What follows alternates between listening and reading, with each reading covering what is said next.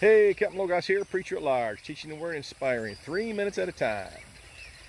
Hey, I was in Judges today reading sort of a gruesome chapter there, Judges 19, 20, and 21.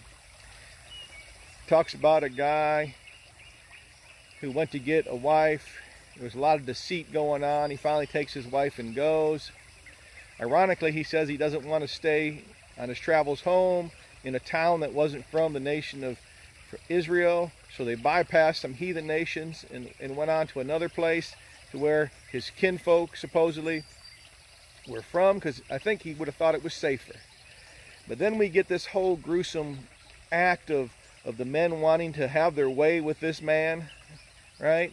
And then another man saves him, but they end up throwing the guy's virgin daughter and this guy's concubine, his wife that he just went and got.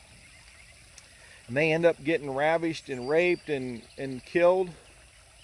And then the man cuts her up. Man, it gets pretty gruesome, right? And he throws them and he sends 12 pieces of her body to the nations of Israel to say, look at this travesty. And so what he was doing was he was riling the people up. So he got the people together in the nation of Israel, and in that town where he was at, they went and they slaughtered everybody because of their wickedness.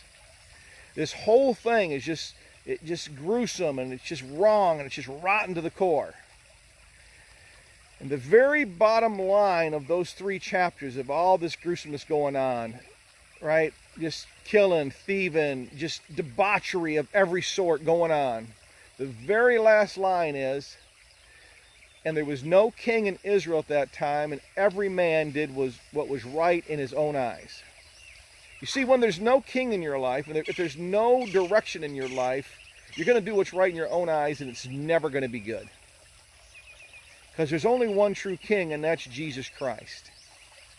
Right? There has to be a standard. If there's no standard, there's no standard. You have to have something to base what you do on. And you can say it's community-based, but hey, if that community gets together and says, you know what, you don't have a right to live, we want your place and your property and what you have, they can take it. Why? Well, because everybody else voted to do it, right? If there's no king in their life, they're going to do what's right in their own eyes.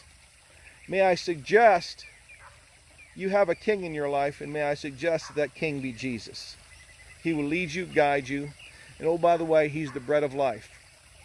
He will lead you into eternity. He will save you. He will sanctify you.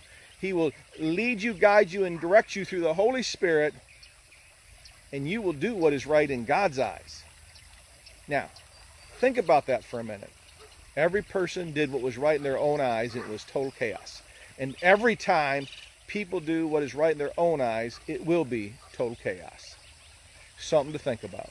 Now, look at your face in the Bible.